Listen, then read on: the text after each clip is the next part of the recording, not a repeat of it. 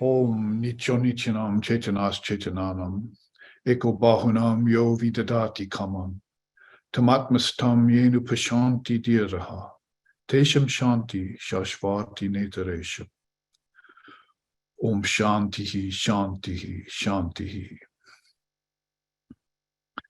That one, the eternal among non-eternal things, the intelligence of the most intelligent ones, who, though ever one, nevertheless fulfills the desires of the many. That one, the realized souls come to know as dwelling in their own self. To them belong peace, and to none else. Om peace, peace, peace. May that Brahman protect us, may that Brahman sustain us, and may that Brahman illumine our thinking consciousness. May we not find fault with the world, with the teachings, and with what we study. And may what we study become a source of inspiration to us eternally. Om peace, peace, peace. Peace be unto us, peace be unto all. Om Hari Om, Hari Om, Hari Om Tat Sat.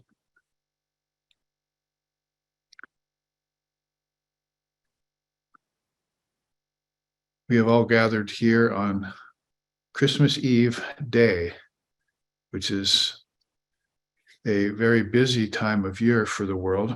I've been hearing from people around Europe and so forth, some of our students, that it's a time when people may be having a little bit of a difficulty distinguishing between a holy day and a holiday. And so that's why I started out chanting Nicho, Nichanam, Chetanas, Chetananam. So to know the difference between the eternal and the non-eternal, between the essential and the non-essential, or what Vedanta has said all along for millennia, even far a millennia before Jesus appeared on this earth, between the real and the unreal, which is a phrase that sometimes stumps people when they think about the difficulty of discriminating or of separating the wheat from the chaff, as Jesus himself once said. That's a distinction that needs to be put in place then for those who see a distinction between the pleasures of the body and senses, which is, basic yoga 101, and how to please the Lord and Mother of the universe. So pleasing the senses with objects on one side, then focusing on which is more like the unreal, and then focusing on the real, which is concentrating on the Lord and Mother of the universe, your Ishtam, your chosen ideal.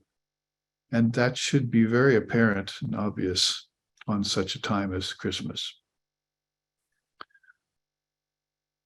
So we rush to make that distinction and bring it into the arena of satsang, which is a daily occurrence. We have satsang, hopefully with our Ishtam, in meditation every morning and in our mantra recitation, which brings us closer and closer to our chosen ideal. And then we get together in Sangha to do satsanga. That is, we gather together a few souls. We were rather expecting that the group would be small today because of the holiday, and we have foregone tomorrow's Sunday class on Christmas itself. But we're just gathering force for a month of 5 Sundays in January, the new year. A really good way to start off the year with that series of classes that I've called qualification in the Sanatana Dharma. It'll bring to bear a much greater emphasis on the real, or on the changeless, on the immutable, on the essence of things. When we look into how many different systems of India have been doing just that, under the guidance of many, many, many illumined souls that have come onto this earth and set foot here.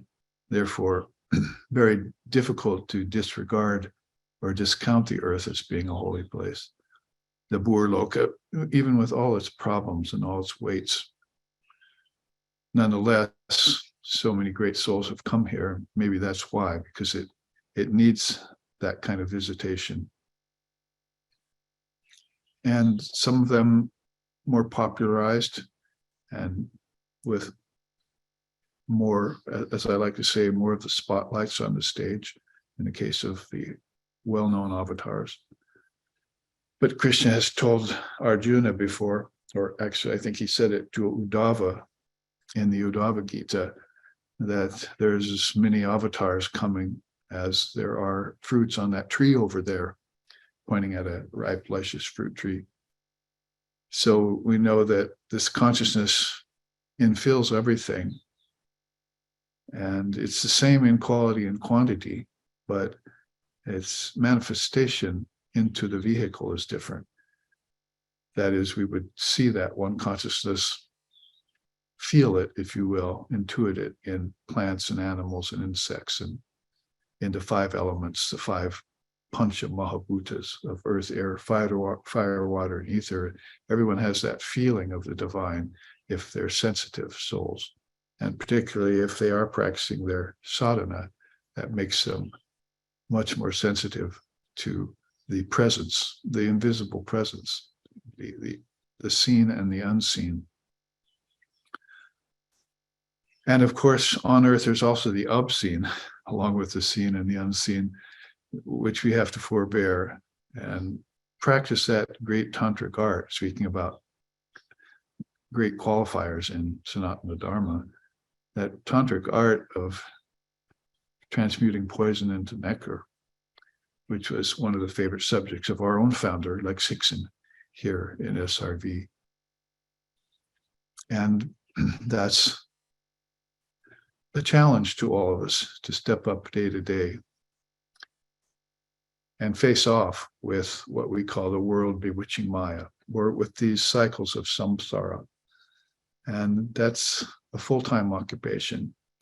You might as well consider that your real job, and everything else you do in the world to make money. And as I said, that has a tendency to go towards pleasing the senses with objects, as being just something that the soul moves through on its way to this ultimate destination, to the paragatam, Lord Buddha called it, beyond all other goals, to the supreme goal.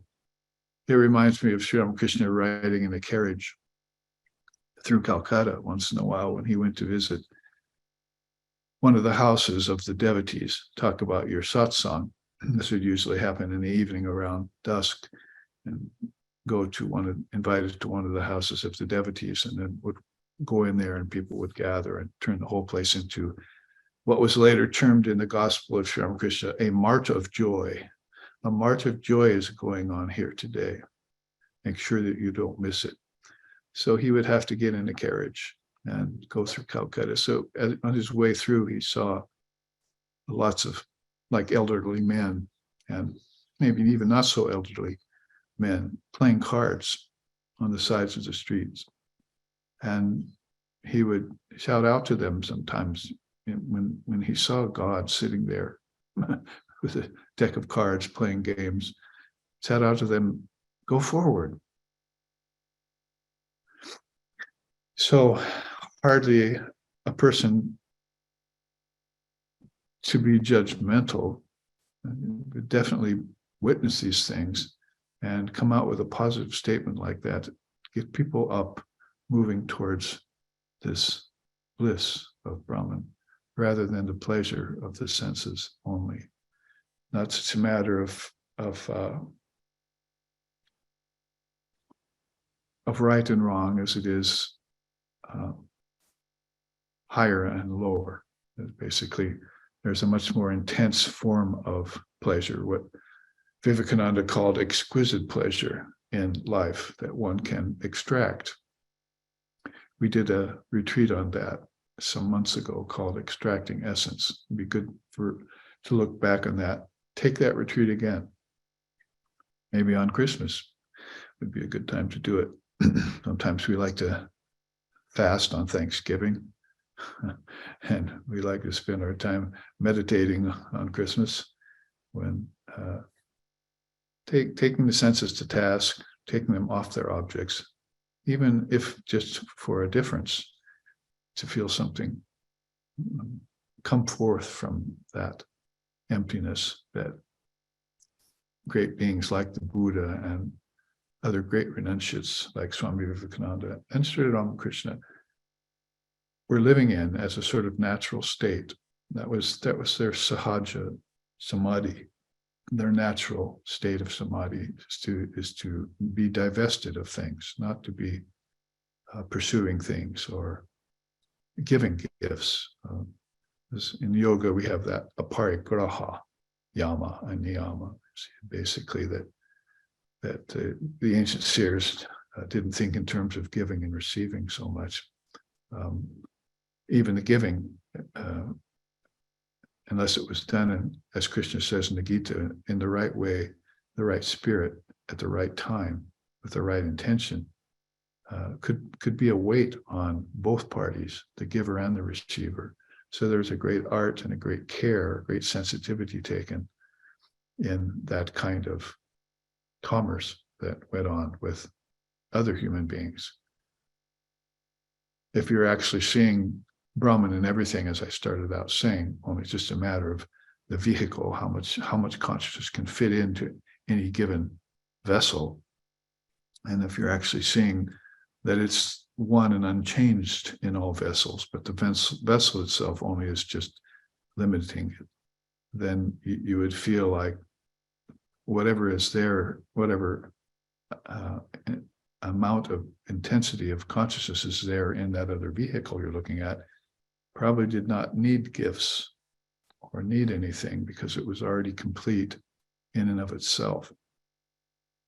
And that contentment is what we seek when we talk of such things as peace of mind. As Holy Mother was always telling us, you need that first and foremost, that peace of mind, because then everything else will bring forth a natural modicum, even a full modicum of enjoyment from each experience and each object that this consciousness housed in a human form encounters day to day. I remember in a crowd once, a monk was talking. It was kind of noisy, but I heard him say to a bunch of householders, "You will get the full modicum of enjoyment. Don't you worry." So he had already passed his quota of enjoyment. He had given it all up now, and he was a monk, and he was headed for the final goal. But he saw these householders there. These were all Hindus at this festival I was at. And so he was telling them that they would enjoy it fully, get the full measure of that enjoyment out of everything. And he was very serious when he said that. So part of that has to do with extracting essence from things. And another part of it has to do with transmuting poison to nectar. So those are two very wonderful tantric teachings that we look at in our tradition and keep in mind, so that life can go on as intended, a predestined divine life or dharmic life, until such a time as no life or eternal life happens. These are all divisions and subdivisions of that word. And of course, we look towards eternal life as being not only transcendent, but all pervasive. If you hold it as your ideal, then, and as Patanjali says, you move amongst the objects of the senses without being bound down by them, maybe not even attracted to them anymore. They just come and they go. So on Christmas Eve day, I hope this whets your appetite to what the Vedanta likes to call tyagi, or renunciation. And it would be a good thing to keep in mind, even under the Christmas tree, if somebody passed you a couple presents, that the soul never receives, never gives. It doesn't need anything, doesn't require or desire anything. And those things that are passed to it and that it passes back to others are nothing other than Brahman in form.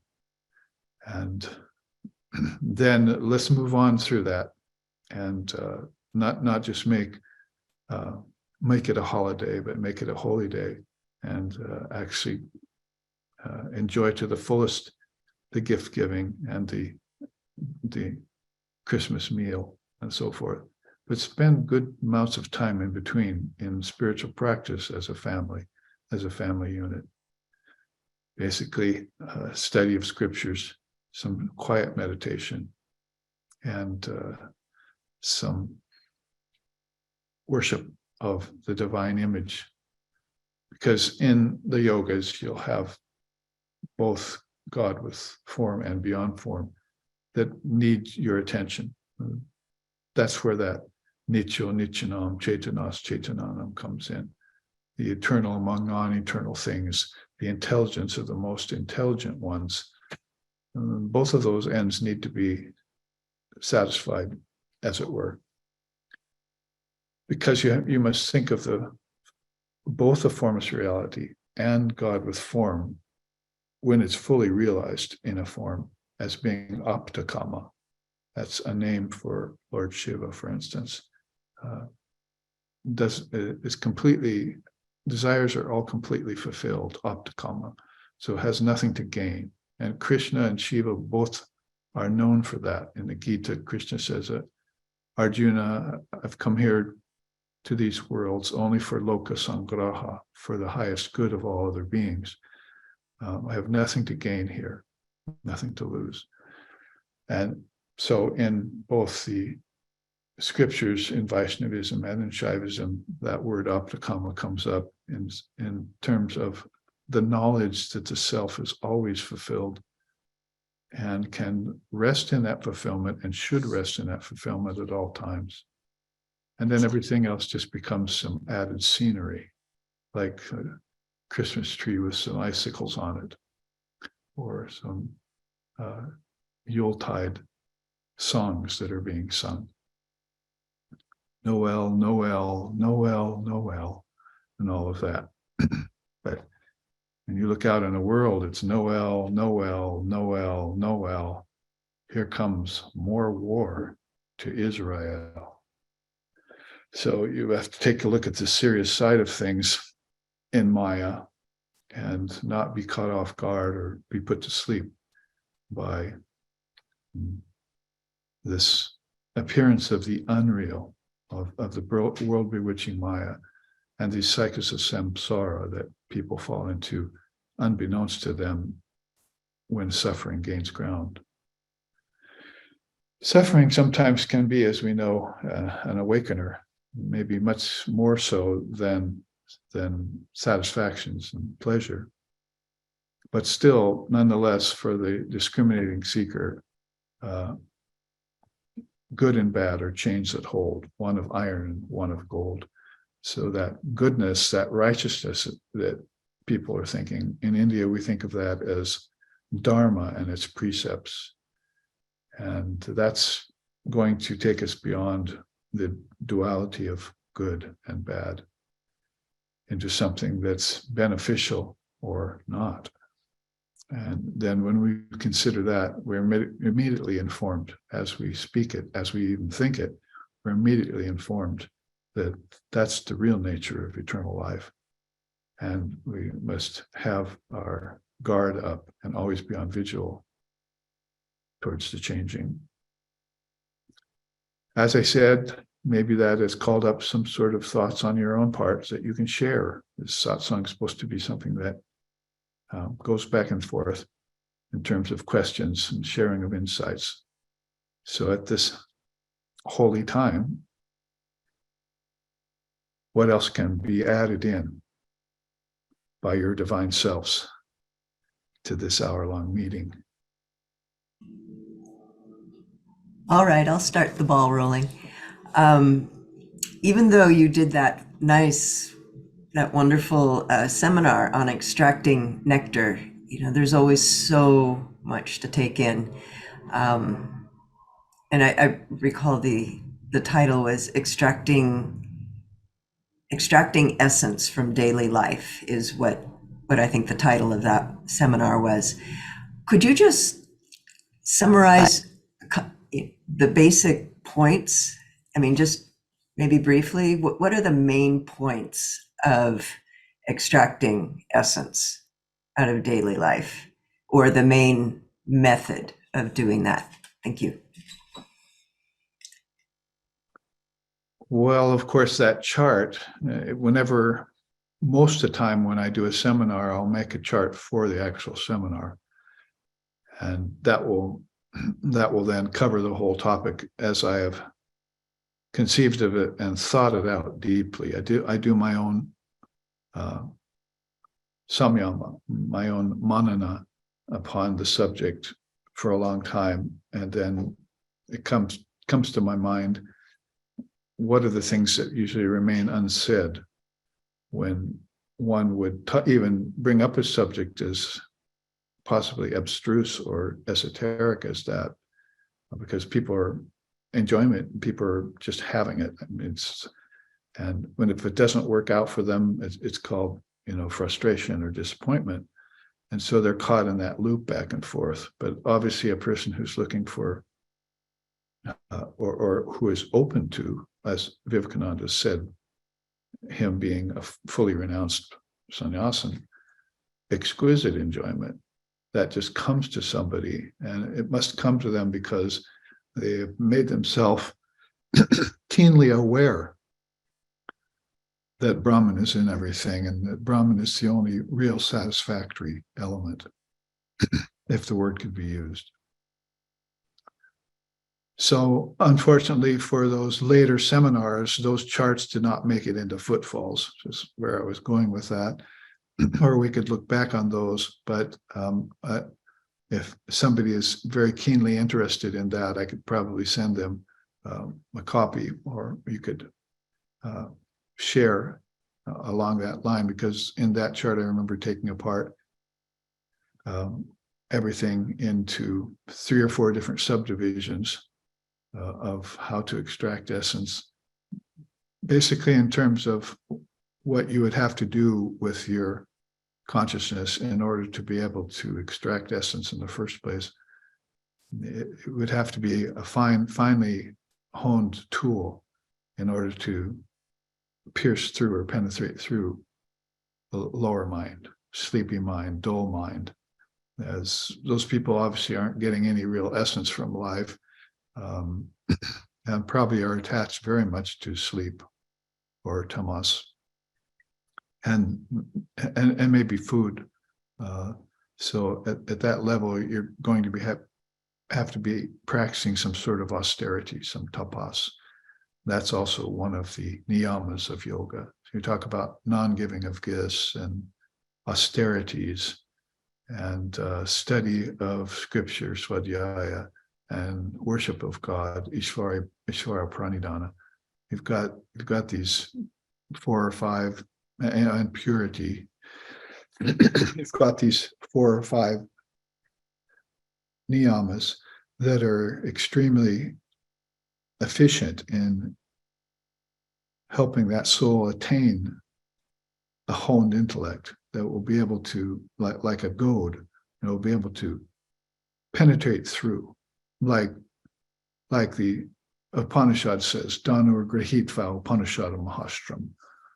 The great Upanishads have told us that the aspiring, the serious aspirant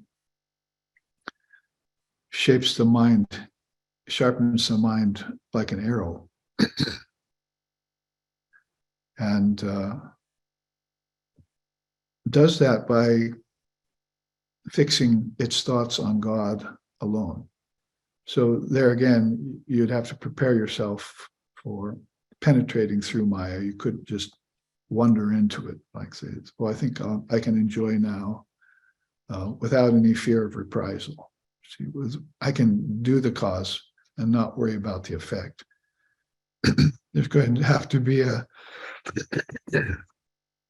great sensitivity come upon the person and a desire to know the nature of consciousness. As we often like to say, like the Eskimo studies snow conditions, you have to have a keen interest in your own consciousness and how to slough off, like a snake sloughs off its skin, these coverings that happen over everything. Rust over iron, you've got moss on trees, you've got pollution in skies and in water. And so everything takes on this covering, like a green scum over a lake, Sri Ramakrishna said. And that's probably, rather than ruining it, saying, oh, that's so unfortunate that everything has to suffer like that, you should probably take that as a sign that, the game is afoot, that Maya is there, and that you're going to have to be doing some penetrating of that in order to get to the essence of things, which is lying underneath. So, of course, people with a focused intelligence, a honed intellect, and a desire to turn the mind away from dualities, manas, to a non-dual state, are going to have a much better time at recognizing Maya and also then being able to penetrate through it in order to enjoy that essence. Enjoy being, of course, a word here that would be akin to bliss rather than, say, just happiness. Happiness is fleeting and probably non-attainable, but bliss is the nature of your very self. So if you keep that in mind as you go about the process of transmuting poison into nectar, if that is what your day consists of, that is, in any given day, some poison has come up, and as Vivekananda said, the Vedantas should be able to, as Vedantas, we should be able to overcome anything with love, love of the Lord, basically. Loving of God and of Divine Mother is attended by many less coverings of difficulties than loving of human beings or loving of the world. So if you go towards love of Lord, particularly, specifically, then that will help you navigate relationships in the world with people and with nature, because nature has a lot of difficulties to offer up in the offing too. So without getting into the actual seminar itself, which you can look back on, those are some ground rules. Because a good time to bring them up here at Christmas time, because it's the easy giving and getting, that people like. I don't have to put a lot of thought into it. I don't have to spend a lot of money, and it can still please somebody, or it can please me by pleasing somebody. That's all I need to consider in that particular level of consciousness. But if you're really wanting to deliver, what's that saying they used to say, the gift that goes on giving, if you really want to deliver that special gift to people, then it's going to be the gift of realization of their own consciousness and the knowledge that they can hone their own intellect. At the end of the whole Bhagavad Gita, Sri Krishna says, those who bring this higher wisdom to others, they're my most precious children. So if you have decided upon that, that's one of the beautiful things about our tradition, is that it makes us a strong distinction between Nityo Nityanam Chaitanas Chaitananam. it makes a strong distinction between the eternal and the non-eternal. It doesn't just leave it to chance, saying, oh, does the eternal exist, or is this all non-eternal? It tells you straight off the top that there is a distinction between the two, and that you have to keep that line of demarcation in mind until such a time as that it disappears.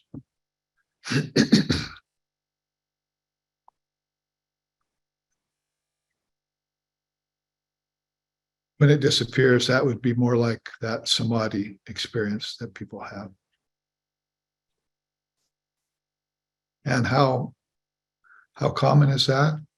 Maybe the better question is, how rare is that?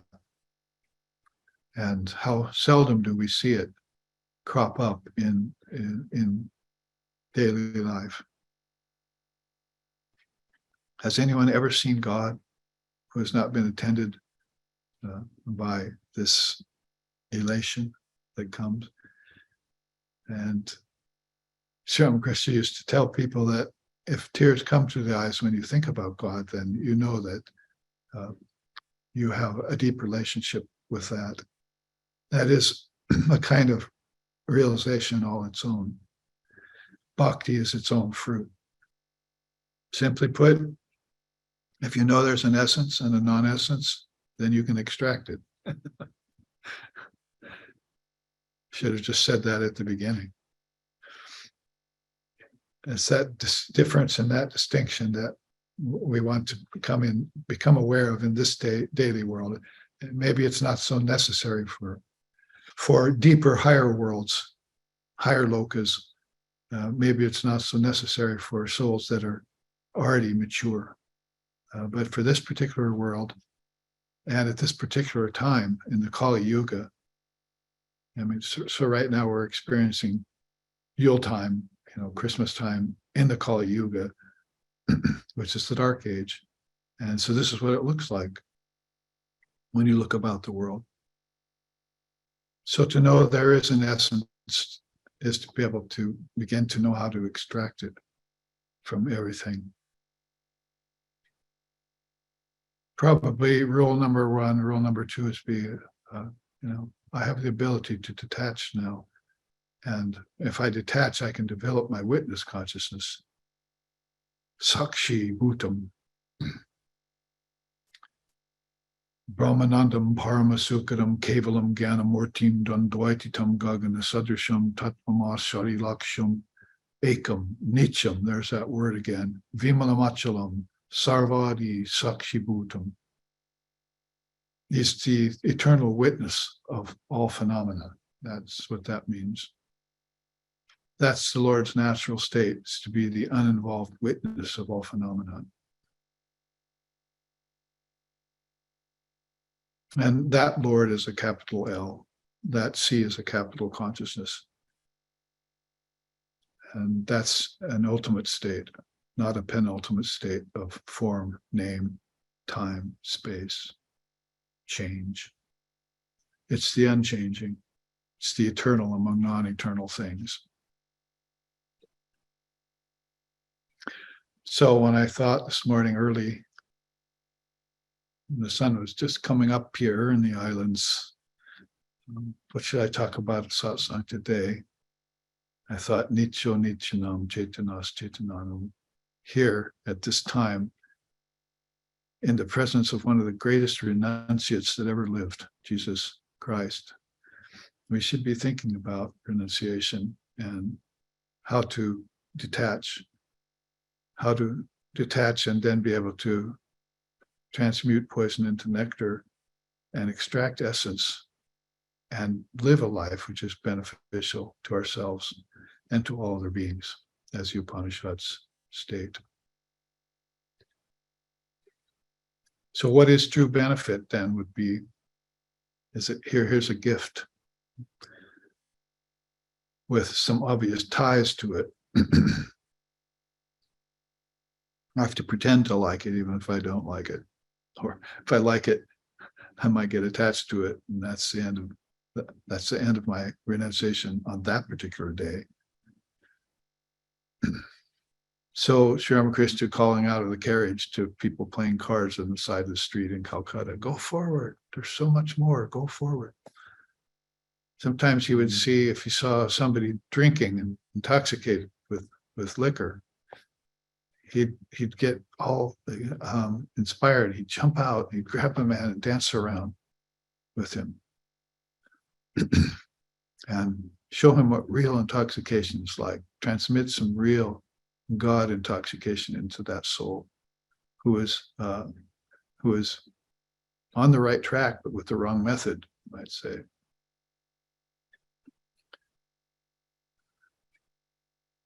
Who else can contribute to this satsang?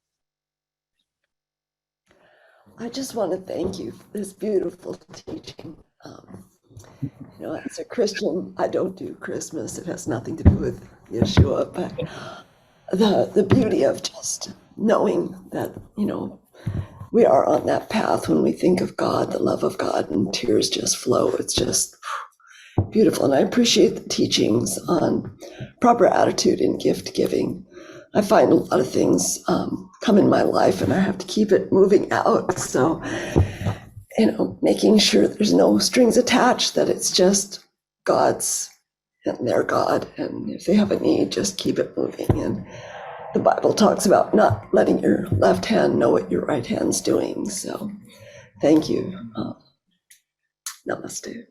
Thank you for that beautiful and heartfelt. You can hear it in your voice. It's a great gift that you've just given us by saying that. And that's why we say, well, will people show up on Christmas if I give a class on the Dharma, or will they be there for satsang on Christmas Eve day?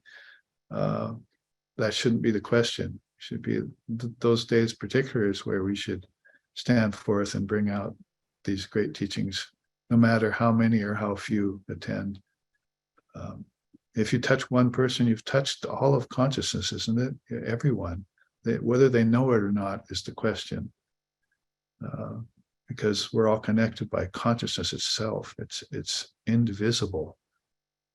It's inseparable. There are Sanskrit words for that, which they go on using. Akhanda Satchidananda was one of the favorite terms that Sri Ramakrishna made his mind inspired. He said indivisible consciousness. And so to make a distinction between the indivisible and the individual, again, would be extracting nectar out of things. The minute the mind even thought that, it would have already attained that. See, if I think it will become, Vivekananda said.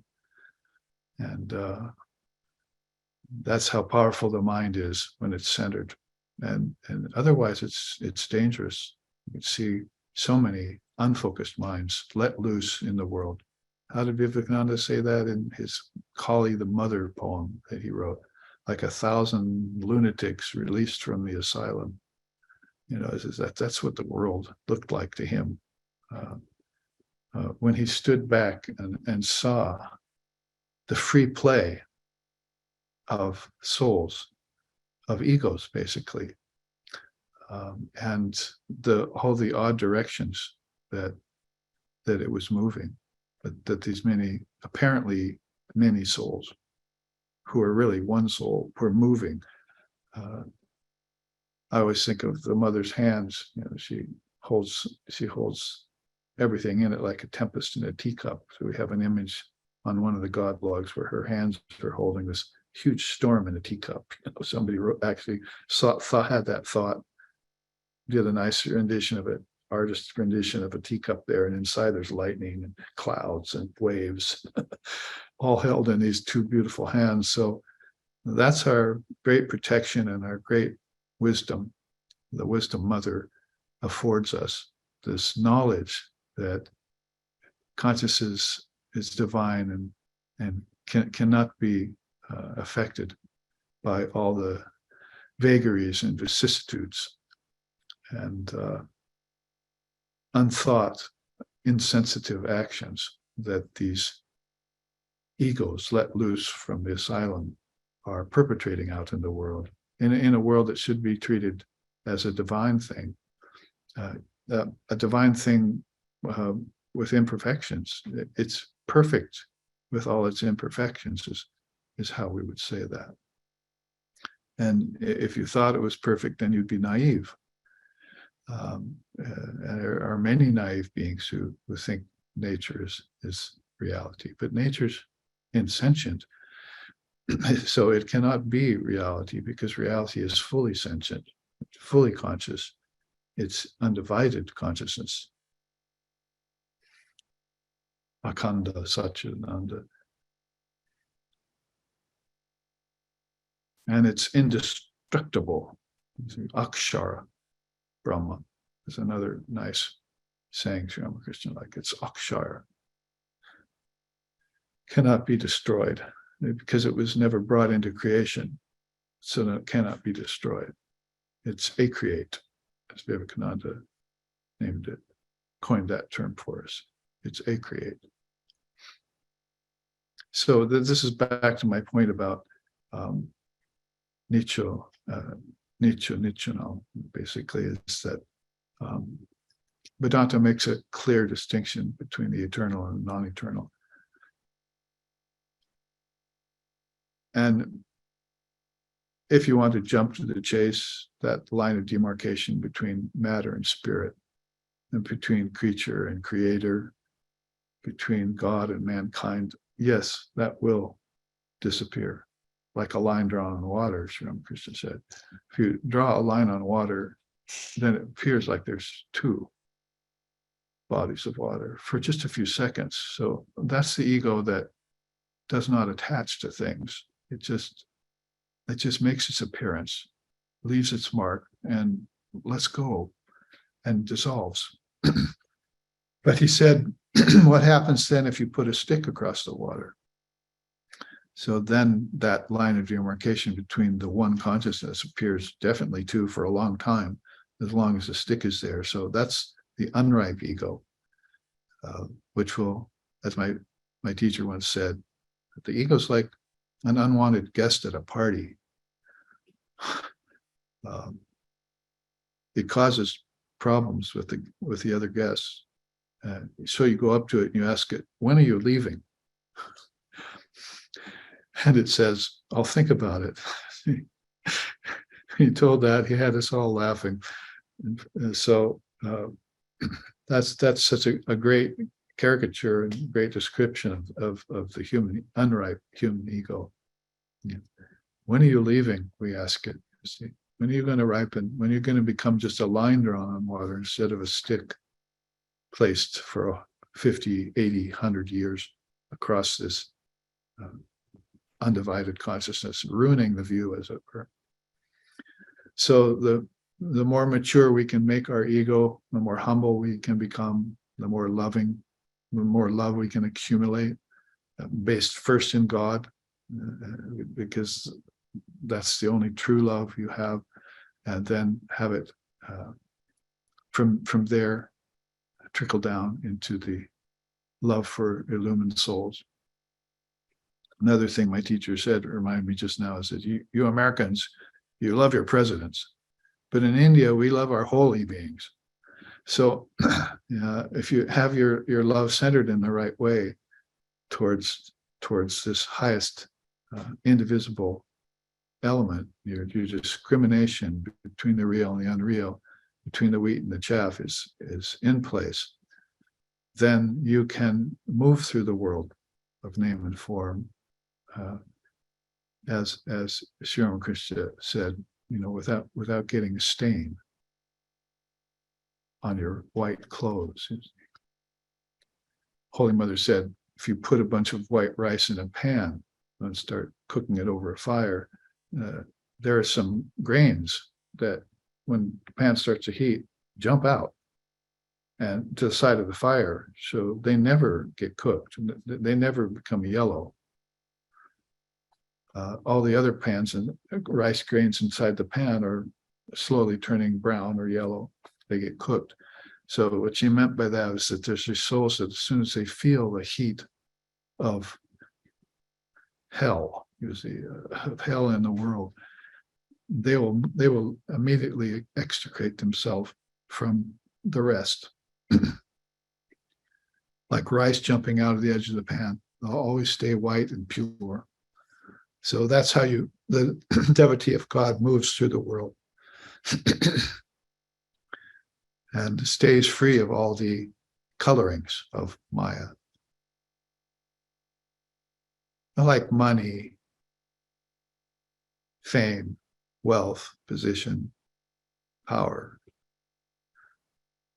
Those are the things we are most careful about as lovers of God. And they have to be utilized, probably even if you're a monk these days, to somehow have some truck with them. But basically, as householders, it can take over your whole existence. So, and a lot of unfair games can then be played on this field of the Lord, where these many souls are playing. Namaste, Babaji. Namaste, everyone. The metaphor and the teaching on the three robbers with Thomas, Rajas, and Sattva had kind of been running through my head a little bit, and just how Thomas kind of binds us and wants to kill us right there, and Rajas wants to bind us and then leave us, but Sattva kind of pretends to bind us, but will come back for us later and release us. But then it can't come with us, home either. So just those thoughts and kind of conjoining them with the veiling power, covering power, the Avarana and Vikshepa Shakti, just been going through my head. And that's about all I had to share. Yeah, thank you. Well, that's an example of what I'm saying here too. Is this knowledge itself is enough to cut through this thick covering of Maya that comes to us. Probably thickens more at times like Christmas, where all of this accent on pleasure of senses and objects and body and so forth becomes more possible for more people. And there's that sort of greed that selfish clinging, as the Buddhists want to say about it, also has its time to come forward and increase its thickness around us, a covering around us. So yes, the gunas are in play there. Mr. Thomas, Mr. Raja's neighborhood, and Mr. Sattva, we like to say, they come forward and influence people's thinking. Unless you're Trigunatita, as one of Sri Ramakrishna's direct disciples named himself. I'll take the name Swami Trigunatitananda. He even came here to United States as one of few direct disciples that visited us and had a center in San Francisco. So it was wonderful to have a soul that was beyond the gunas, beyond the influence of the gunas. When you think of those kinds of teachings anyway that you just brought up, and you're thinking about, as you said, Avarana Shakti, how it veils things, and Vikshepa Shakti, how it distorts things. And then you have a teaching of Prakasha Shakti also, how that reveals things. Then you know two things right away, is that this power in everything is not sentient. And number two, that you can use that teaching to show yourself that you're the only sentient principle in existence. You as consciousness. Tattvamasi, that thou art. Aham Brahmasmi, I am Brahman. Pragyanam Brahman, this self is consciousness. All the great sayings come forward with this great power behind them. One of the God blogs, which we'll talk about in an hour or more, that I put up last week for all of you to see, was that winsome words of oneness. See, that Sri Ramakrishna would would all of a sudden have this collection of great words, like I was just mentioning earlier, Kanda Satchidananda or Akshara Brahma. These words would come to him and just transport him. So he didn't need more than a handful of words to make your day. And there you are sitting around, brooding or worried or unhappy or unsatisfied. And all these words are just, within your reach. And all you need to do is bring them forward, say them, contemplate them, and your day is made. It's all in a word. It's all in the word. And today, the first person we'd think about who said that was Jesus. In the beginning was the Word. The Word was with God, and the Word was God. So that great word trickles down into all other thoughts through the medium of mind and thoughts into actual words. But as we were studying about last week in class, last Sunday, I showed you the 4 phases of the word, how it comes from a completely transcendent state, para, and then it trickles down into pashanti, where it creates the idea of space. And this doesn't happen over 420 billion year cycle. It happens in one eternal moment, and it's happening all the time. It expresses itself over those long cycles. That's all. But the whole thing is done in an instant, like a tempest in a teapot. So as the word trickles down through those stages in that eternal moment, it reaches the madhyama stage where sound, words, the meaning of the words, and and the idea of an object all come together. And that's how everything is made out of the word. Your table you're sitting in front of, chair you're sitting on, the trees outside your window are all just words, thoughts, congealed through the coming together of sound and light and meaning and object and thought.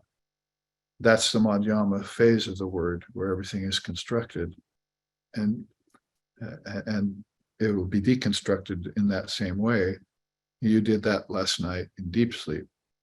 The chairs, the tables, the trees that you used in your waking state all got dissolved back into the word, and they'll come forth again in these cycles, 24-hour cycles in this case.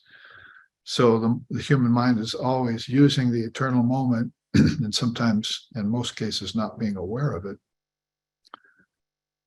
projecting the worlds of name and form and time and space and withdrawing them in cycles. And then when it dwells at the Vaikari stage of the word, which most people tend to do because they like solid things, they like tactile, they like to be able to feel and to see and taste and touch and so forth, and hear. All of those things have reached a Vaikari stage where they can be then enjoyed or suffered. Don't forget to use your discrimination in that case. You can engage or you can choose not to engage.